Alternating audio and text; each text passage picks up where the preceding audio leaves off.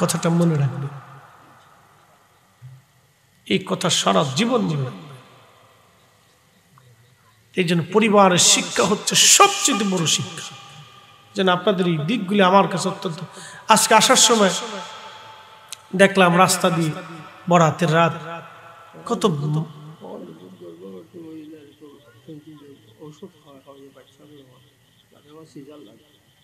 আচ্ছা কইতেছি বলতেছি এই শুনেন, এই তারপর আরেকটু বলতে এটা আসতেছি বাবাজি, যেটা কইছে এটা কমো সামনে।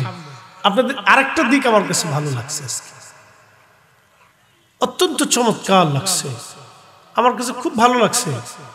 এই আসার সময় দেখলাম মানুষেরা এই রাত্রিবেলা আজকের এই রজনীতে বাচ্চা কাচ্চা নিয়ে কবর জিয়ারত করতেছে। এটা আমি সহসা কোথাও পাইনি। এই যে আজকের রাত আসার সময় দেখলাম কারো বাচ্চা সন্তান পরিবার ভাই আত্মীয় স্বজন নিয়ে সবাই কবরের পাশে চলে গেছে, জিয়ারত করতেছে, দোয়া করতেছে। আসার সময় আমি যদ্দূর দেখছি 2-3টা দেখলাম করতেছে। আপনাদের শ্রীমঙ্গলের ওই ব্যবসায়িক সমিতির যিনি সাধারণ সম্পাদক, উনি আমার দাওয়াত দিলেন ওর মসজিদে, হুজুর একটু আসেন, একটু দোয়া করে যান।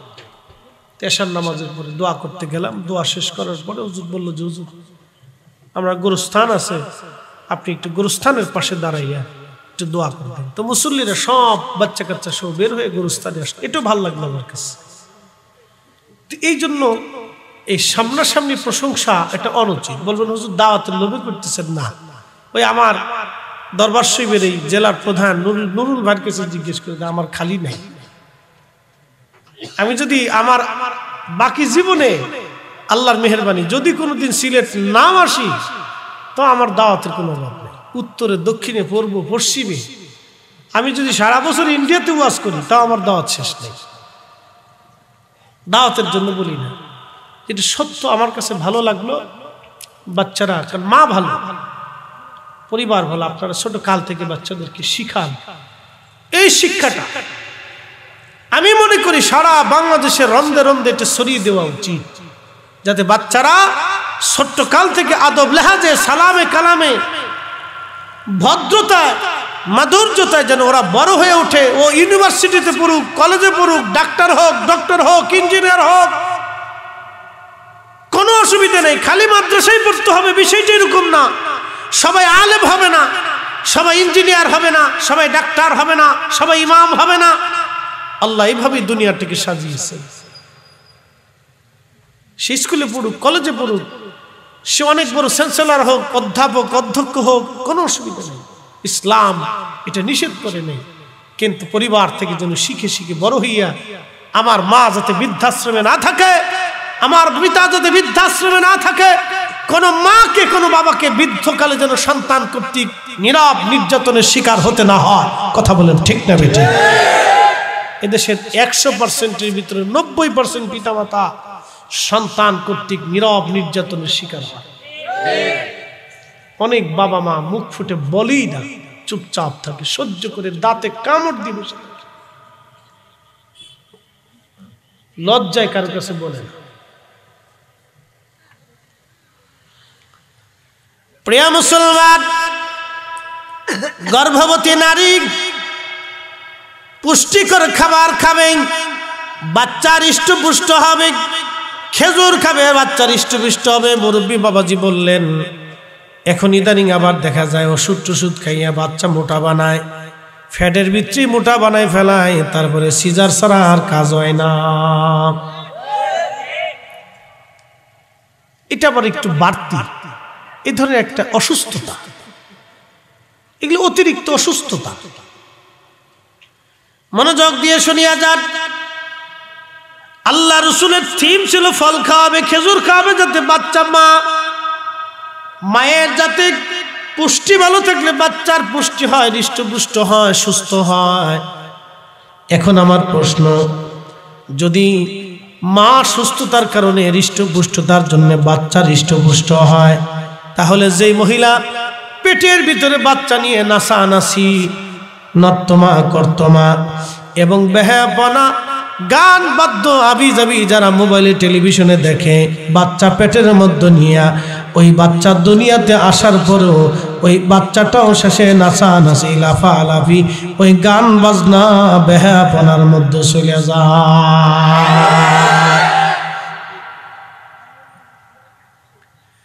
এজন্য হুজুর গাউসে পাক আল্লাহ সিনার ভিতরে কোরআন জমা করে নিয়ে আসছে, কারণ মা সন্তানকে পেটের ভিতরে নিয়ে কোরআন পড়তে থাকতো, কোরআন কোরআন কোরআন কোরআন কোরআন। এই জন্য গর্ভবতী নারীদের উচিত, আগে মা চাষিরা আমাদের মায়েরা গর্ভবতী হলে আমাদের দাদি নারীরা ধমকায় কোরআন পড়াইতো, নামাজে পড়াইতো, নামাজে পাঠাইতো, ধমকায় কোরআন পড়াইতো, নামাজে পাঠাইতো। এখন সিচুয়েশন হয়ে গেছে উল্টি, পেটে বাচ্চা নিয়ে সারা রাত ফেসবুক টিপতেছে, ইউটিউব দেখতেছে, টেলিভিশন দেখতেছে, জি বাংলা, স্টার জলসা। যার কারণে আমাদের বাচ্চারা পেটের ভিতর থেকে এসে মোবাইল ছাড়া কিছু বুঝে না। আরে তোরা তো ঠিক করে শিক্ষা দিছ, কালকে তো আমার মোবাইলে গেম নিয়ে বসে যাবে। শোনেন, বাচ্চাদেরকে মোবাইল দিবেন না, মোবাইল দিবেন না, ওদেরকে ফুটবল দেন, খেলার মাঠ তৈরি করে দেন। সমাজের গ্রামের মানুষ মিলে একটা মাঠ নির্বাচন করে, ওখানে বাচ্চারা খেলবে। ফুটবল দেন, ক্রিকেট দেন, র্যাকেট দেন, ভলিবল দেন, ওরা খেলুক, খেলতে থাকুক, ওদেরকে মোবাইল দিবেন না। একদিন আমার মসজিদে এক মুসল্লি এসে কাঁদতেছে,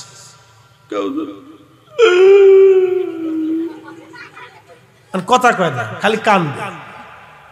তা আমি কই, কান্দেন কেন, কি হয়েছে বলেন? কান্দেন কেন বলেন? দোয়া করেন। কি দোয়া করেন? হুজুর আমার ছেলেটা পাগল হয়ে গেছে, আল্লাহর কসম করে বলতেছে, ছেলেটা পাগল হয়ে গেছে। আপনার ছেলে পাগল হয়েছে, বয়স কত? 5-6 বছর। আমি কি 5-6 বছরের একটা বাচ্চা পাগল হলো কিভাবে?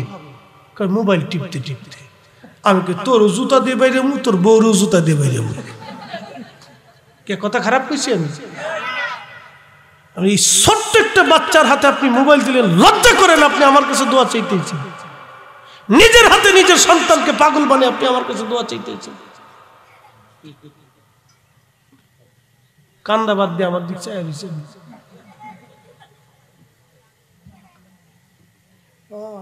আপনার লজ্জা করলো না? নিজের হাতে নিজের সন্তানকে ধ্বংস করে দিয়েছে, এসে আপনি আমার কাছে দোয়া চাই, কান্দার ভাব ধরছে। এই জন্য কোন বাচ্চাকে মোবাইল দিবেন না, কখনোই দিবেন না।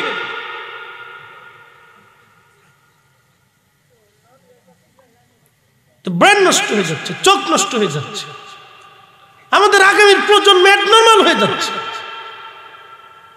আমাদের আগামীর প্রজন্ম দুর্বল হয়ে যাচ্ছে। এগুলি করবেন না কখন।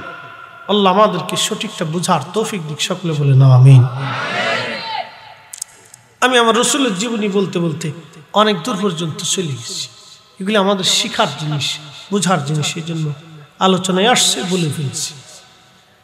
মনোযোগ দিয়ে উঠ দৌড়াইয়া কাবা শরীফের সামনে সেজদার মধ্যে পড়ে, সেজদার মধ্যে উঠ আল্লাহর ঘরের সামনে পড়ে আছে। একসাথে বলবেন আল্লাহু আকবার। হাজরাতে হালিমাতুস সাদিয়া রাদিয়াল্লাহু আনহা তিনি বলতেছেন, উটটা সেজদা দিয়ে আবার আমার কাছে আসছে। আমার গাধা ছিল দুর্বল, উট ছিল দুর্বল, এটা লাফায়া লাফায়া চলতে লাগলো। আমার গাধাটা দ্রুত গতিতে হাঁটতে হাঁটতে যাইতে যাইতে যাইতে যাইতে সব যে সমস্ত মহিলারা আমার পিছে, আমার আগে আমার বাচ্চা নিয়ে চলে গেল, তাও তারা কয়েকদিন আগে রওনা হয়ে গেছে। আমার গাধা এত দ্রুত গতিতে চলতে লাগলো, আমার নবীরে নিয়ে এত দ্রুত গতিতে চলা শুরু করলো। সমস্ত তায়েববাসীদেরকে পিছনে ফেলাইয়া আমার গাধা লাফায় লাফায় চলে যায়। মহিলারা ডাক দেখে, হালিমা তুমি না সবার পিছে ছিলা, তোমার গাধা না ছিল দুর্বল, এটা কি করে সবল হলো রে হালিমা? আমি ডাক দিয়ে বললাম, ও ধাত্রী মায়েরা, তায়েববাসী, আমার কোলের মধ্যে যে শিশু বাচ্চা দেখতেছো, এই সব এই শিশু বাচ্চার কারণ। একবার জোরে বলা যাবে কি মারহাবা? বনের যত পশুগণ ভক্তি করতই দুই চরণ, মেঘমালা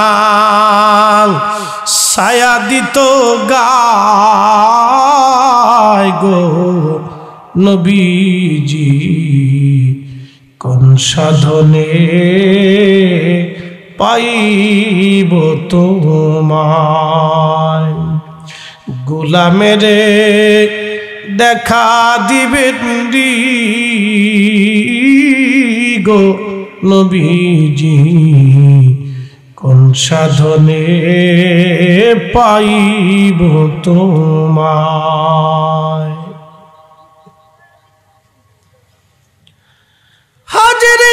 হাজিরিন, অনেক বড় লম্বা জীবন আমার নবীর। হালিমাতুস সাদিয়ার করে দিন কাটাইতে লাগলেন। একদিন হযরত হালিমার মেয়ে আর ছেলে দৌড়ে আসছে, ও মা শুনছো, আমি আমার ওই দুধ ভাইকে দেখলাম, আকাশ থেকে দুইজন লোক এসে আমার ওই দুধ ভাইকে শুয়াইয়া বক্ষ ফাড়িয়া কাল বের করে ফেলছে। আহা, আমি দৃশ্যখানা দেখে ভয় পাইছি গো মা, দৌড়ে আসছি। এই কথা শুনে হযরত হালিমা দৌড়ে গেলেন। হালিমার স্বামী দুইজন দৌড়ে যেই দেখতেছেন আল্লাহর নবী দাঁড়ায় রইছেন। হযরত হালিমা বুকের মধ্যে জড়ায় ধরলেন, আদর করে বলেন, বাবা তোমার কি হয়েছিল? আল্লাহর নবী ডাক দিয়ে বলেন, আম্মা জান, আকাশ থেকে দুইজন ফেরেশতা এসে আমারে শুয়াইয়া আমার বক্ষ ফাড়িয়া দিয়ে আমার কাল বের করে ধৌত করে আবার এই কাল ভিতরে রেখে দিয়ে গেছে। হযরত হালিমার জীবনে এই কথা কোনোদিন শুনেন নাই, কিন্তু তার ভয় লাগতেছিল, কি হইল আমার এই সন্তানটা? পরে স্বামীর সাথে পরামর্শ করে নিয়ে চলে আসলেন, হযরত আমেনার কাছে ফেরত দিয়ে দিলেন। হযরত আমেনা রাদিয়াল্লাহু আনহা তিনি চিন্তা করলেন, আমার মুহাম্মদকে নিয়ে আমার স্বামীর কবরটা জিয়ারত করে আসি। জিয়ারতের উদ্দেশ্যে সুদূর মক্কা থেকে মদিনার পানে রওনা করলেন। আল্লাহ, তিনার ধাত্রী ছিলেন, দাসী ছিলেন উম্মে আইমান রাদিয়াল্লাহু আনহাকে নিয়ে মদিনাতুল মুনাওয়ারায় চলে গেলেন। তিনি বাবার কবরের পাশে নবীকে দাঁড়া করায় দিলেন। আল্লাহর নবী কাঁদতে লাগলেন বাবার জন্য। হযরত আমেনা কেঁদে কেঁদে স্বামীর কবর জিয়ারত করলেন। ওই মদিনায় প্রায় মাসখানেক তিনি থাকবেন, নিয়ত করলেন। আমার নবীজি মদিনার বাচ্চাদের সাথে, নবীজি মদিনার বড় পুকুর ছিল, বিল, এই পুকুরের মধ্যে নবীজি গোসল করতে গেলেন। এক পাদ্রী দেখতেছে আমার নবী গোসল করে আর আকাশে মেঘ উড়ে উড়ে নবীরে ছায়া দেয়। চিৎকার মেরে বলেন আল্লাহু আকবার। আরো দেখলেন নবীজির পিঠ মোবারকে নবুয়তের মোহর। ওই ইহুদি ডেকে ডেকে বলতেছে, তোমরা কি এই বাচ্চার পরিচয়টা জানো? লোকেরা বলল, হ্যাঁ, এই বাচ্চার নাম মুহাম্মদ, বাবার নাম আব্দুল্লাহ, বাবাটা এখানে মারা গেছেন এই মদিনায়, আমরা তারে দাফন করছি, তার মা আসছে। এই বাচ্চাটা আর পরিবার আমাদের আত্মীয়, এই বাচ্চাটা আমাদের আত্মীয়, এই বাচ্চাটা আমাদের আত্মীয়। আল্লাহু আকবার। তখন ইহুদির আর বুঝার বাকি নাই। ইহুদি হযরত আমেনার সাথে দেখা করে বলেন, আমেনা রে, আমি একজন ইহুদি পাদ্রী, তাড়াতাড়ি করে আপনি আপনার বাচ্চা নিয়ে চলে যান। তাওরাতের নিদর্শন অনুযায়ী আপনার এই সন্তান মুহাম্মদ কুরাইশ বংশের বনু হাশিমের আব্দুল্লাহর বেটা, তিনি আখিরি নবী। আমি তার পৃষ্ঠ মুবারকে নবুয়তের মোহর দেখছি, আকাশের মেঘকে ছায়া দিতে দেখছি। সব বাচ্চা থেকে তার চরিত্র আলাদা, ব্যবহার আলাদা, কথাবার্তা আলাদা। আমিনারে দোহাই লাগে তাড়াতাড়ি মক্কায় নিয়ে চলে যান। যদি মদিনার ইহুদিরা জানে এই বাচ্চা আখিরি নবী, তারা হত্যা করার জন্য তারা চেষ্টা করবে। আপনি আর মদিনায় থাকবেন না, আপনি চলে যান। আওয়াজ তুলে বলা যাবে আল্লাহু আকবার।